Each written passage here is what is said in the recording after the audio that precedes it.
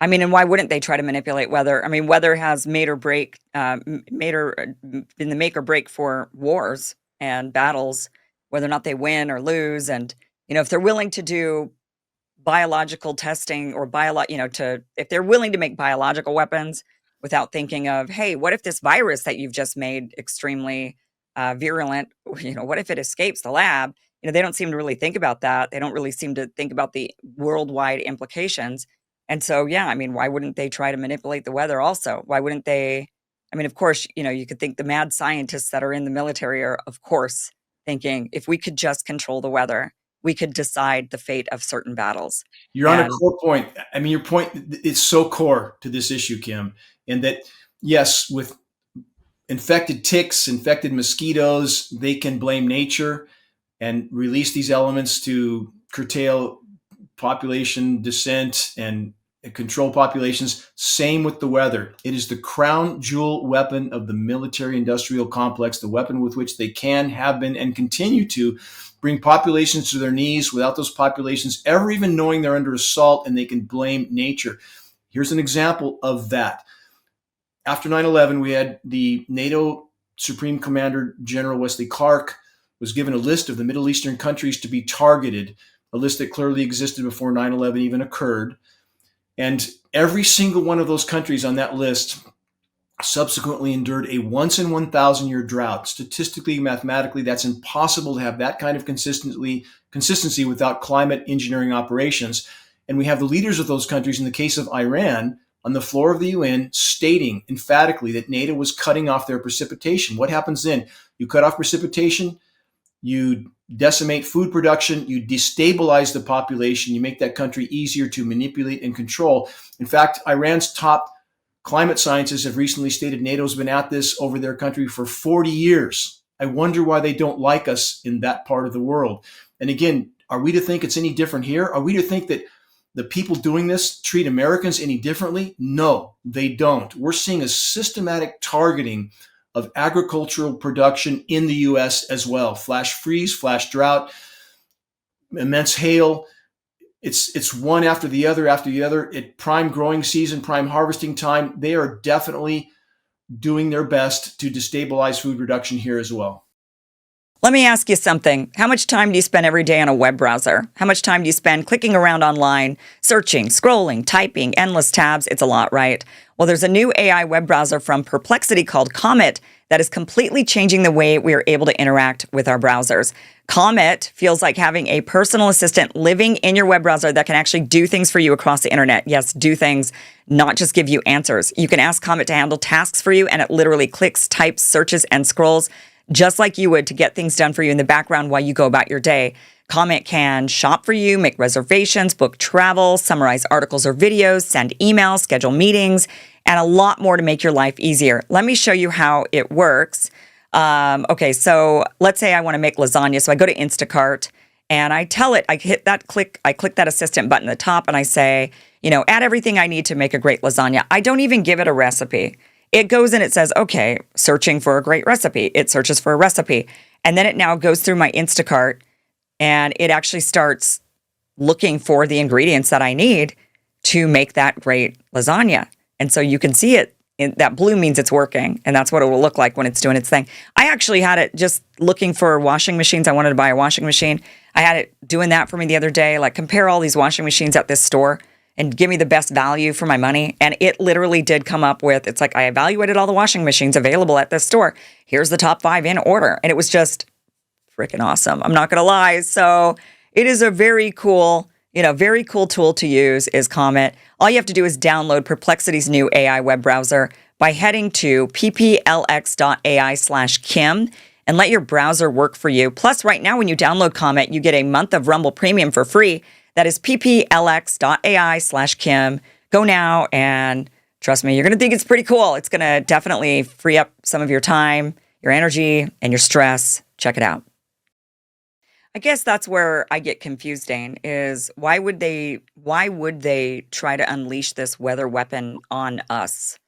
If it's if it's our military doing it, I could understand them wanting to go after, enemies and trying to manipulate, the populations of Venezuela or the populations of Iran or the populations, I can understand that. But why would they target their own? That's what I don't understand. Because we're not their own. Those in power, those who print the money, again, have no concern over U.S. civilians any more than they do Iranians, Venezuelans, or anyone else. And we have a military that is trained to carry out orders, not to question.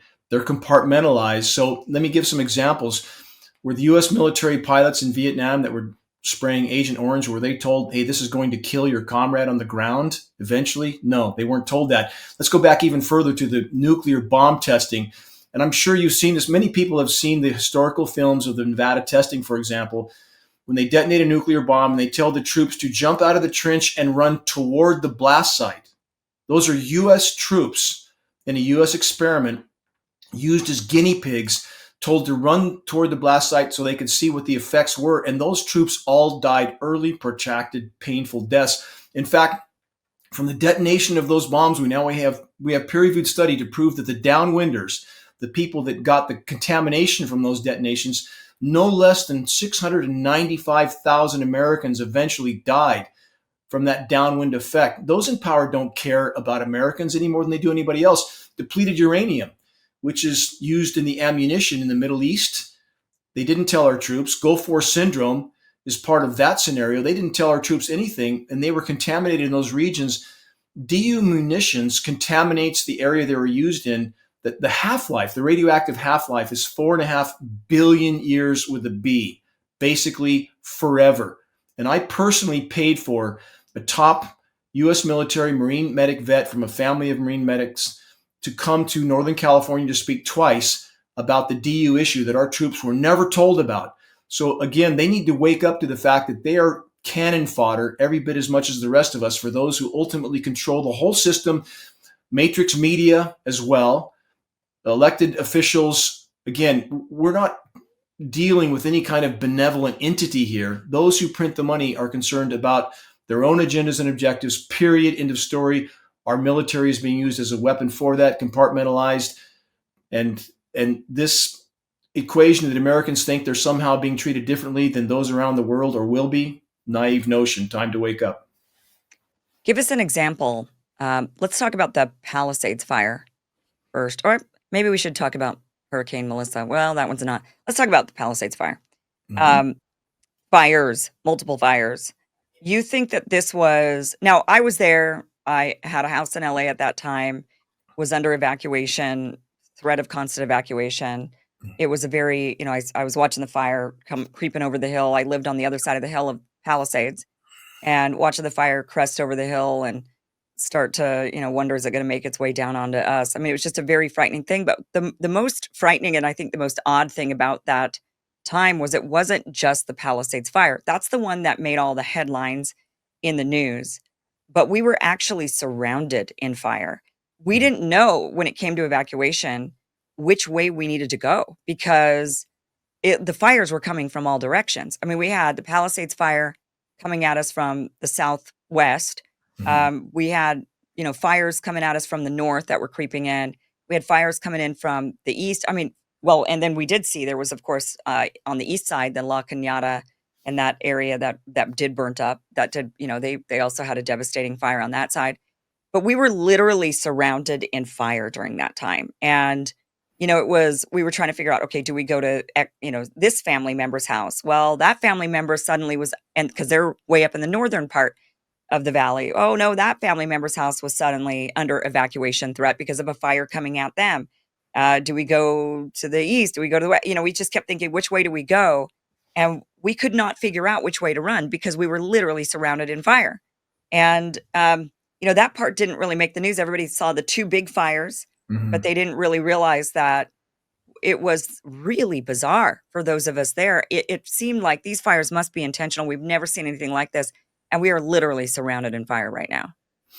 The key aspect to consider here again is what is setting the template for those fires to burn with such ferocity, and that is absolutely climate engineering. And too many people online especially are focused on the source of ignition. That's a secondary subject. Any moron with a match can start a fire. So the bottom line is the conditions being set by climate engineering are part of these incinerations, the core part of these incinerations. And this is happening all over the globe. These incinerations are happening everywhere, and Americans don't know that. You have places around the world that are torching to the ground, in Greece and Cyprus and other places. Australia, the same thing now. They're heading into another year of the same. And when the official narrative says, "Oh, it's just the environmentalists. We're not doing enough forest thinning and this," and that is absolute nonsense. And that's I mean, part of that's what they were saying. They were saying, well, it's just because you don't take care of the land, right? that's There's not enough land clearing or allowing, just allowing everything to overgrow. And then, of course, they just arrested somebody in connection to the Palisades fire just recently. they did. I saw that, but again, they need to find a scapegoat. They do this. Hey, let's go to the Charlie Kirk thing is a recent example of having someone to put on the cross to cover up the whole story. So let's put this into context on the narrative that it's just we're not thinning the forest enough or cutting down enough brush. Part of my background is in that arena. My father was an arborist. I've done 6 major habitat restoration operations. I ran them all top to bottom, including in the field. That's 3 with CAL FIRE, 3 with USDA. And the forests are dying by the day because we have toxic rain, climate engineering elements in our rain. Again, bioavailable aluminum, toxic to all life forms, period. It's killing soil microbiome. It's killing root systems. So every time the wind blows, trees are blowing over because the root systems are dying back, just like their foliage is dying back. Climate engineering is destroying the ozone layer. That's unleashing intense UV radiation on the surface, which is frying the foliage of the trees, the crowns. They shut their stomata. Forests don't smell like a forest anymore because they can't breathe. They're not respirating. They're not absorbing carbon. They're not releasing oxygen. We have this incendiary dust as well. So again, from every conceivable direction, the burn downs are from climate engineering. And that's not to deny the other sources of damage to the planet, because everybody in the environmental communities claims that if you focus on climate engineering, you're denying all the other sources of damage. No, I'm not. But the laws of physics make clear on a rapidly warming planet, and we are on one, and climate engineering is making it worse, not better, you must have more overall precipitation, not less, much more precipitation. If there's not more precipitation, and there isn't, there's an element we're not being told about, and that element is climate engineering. In regard to the burn downs and the claim that it's just because we're not tending to our forest, we know from Siberia, in regions of Siberia that are untouched by human anything ever, in the last decade plus, the burn rate has increased 1,000%. Mm-hmm. Obviously, something's very different. And so, again, we have people following narratives they know nothing about. They hear it's the beetles destroying the trees. We hear it all the time. Beetles are a symptom of a sick, dead, dying tree. I've been in the field, Kim, with USDA top scientists that I know personally doing soil pH testing, and they know this is going on. They know that it's completely altering soil composition and pH value. And they look at me sheepishly while we're out in the forest and say, "What do you want us to do about it? How about manning up and telling the truth?" And they won't do it. They won't do it. They don't want to lose their paycheck and pension. They'd rather hide in their cabin on the Titanic as the whole ship goes down. And I can't express how severe our situation is. This is affecting crops around the world, which are crashing. And again, single biggest factor is the disruption, is climate engineering, the disruption of the hydrological cycle, toxifying of soils, destroying of the ozone layer, all this directly inseparable from climate intervention operations. Okay, so are you saying that this is the side effect, or are you saying that they are intentionally, like when it comes to the Palisades fire and what we experienced in the valley, was that intentional, or are you saying that that's a side effect that they didn't think about? And then, of course, somebody does light the match like they would any other time, but this time it went insane because No. or are you saying it's intentional? They meant Absolutely. to do this? There's no question. Palisades was a target. Lahaina was a target. There's no question. You have so many components with that. The pre-preparation, you have the manipulation of atmospheric pressure zones to create the extreme surface zonal winds at the right time, the right place. There's no question these are targeted events. We can speculate about the agendas and objectives. That's something we cannot prove. I'm not going to try. But the fact that these were targeted operations, no question. There's zero question about that if the data is examined. So again, on the So you don't know why. So you're saying, I don't know why they did it to Americans in LA, but they did. I could speculate, but again, I like to stand on solid ground. What I can Okay. say definitively is those events are inseparable from climate engineering operations, period. And in regard to the forest incinerations that are happening around the globe, especially let's take Canada for an example. 2023, you remember the Canadian fires were ignited. And in fact, we had multiple sources of ignition in strategic locations at the same time without any convective storms over those locations, which means there couldn't have been dry lightning. So, what caused those ignitions? Was it, how coordinated was it? And again, those forests were dried out in the same manner. So, where did that smoke plume go? And by the way, in 2023, Canada lost about 72,000 square miles, not acres, square miles. That's about 50 million acres. That's bigger than the states of Florida or Georgia. That's a form of climate engineering. That's a form of creating what amounts to an artificial volcano to put enough particulate matter into the sky to provide temporary toxic cooling. So where did that smoke plume go from Canada initially? Down over the Northeast, over New York, cool temperatures about 30 degrees. And we have science study actually advocating for the intentional burning of forests as a form of climate engineering. Your listeners can search this at geoengineeringwatch.org under the engineering wildfires section. One specific video that is particularly hard hitting in this arena is called wildfires as a military geoengineering. What's the title of that? Wildfires serve Forest fire as a military weapon, I think. No, that's the document. But a Okay. video is titled "Wildfires Serve Geoengineering Agenda." That's a video that's particularly damning. So we have wildfire agencies stating they've never seen fires behave like this. You hear it all the time now. Never seen them burn with such ferocity. There's an element that's not being addressed here. And I know top Cal Fire officials that know this is going on. That's the biggest firefighting agency in the world. But they won't address it because there's too many online speculative sources that are making all kinds of claims that are not relevant in this equation. And these officials don't want to be associated with that, but they know. The knowledge of this is spreading. In fact, Geoengineering Watch has sent out hard mailings of our 20-page fact and photo summary booklet to thousands of firefighting agencies multiple times.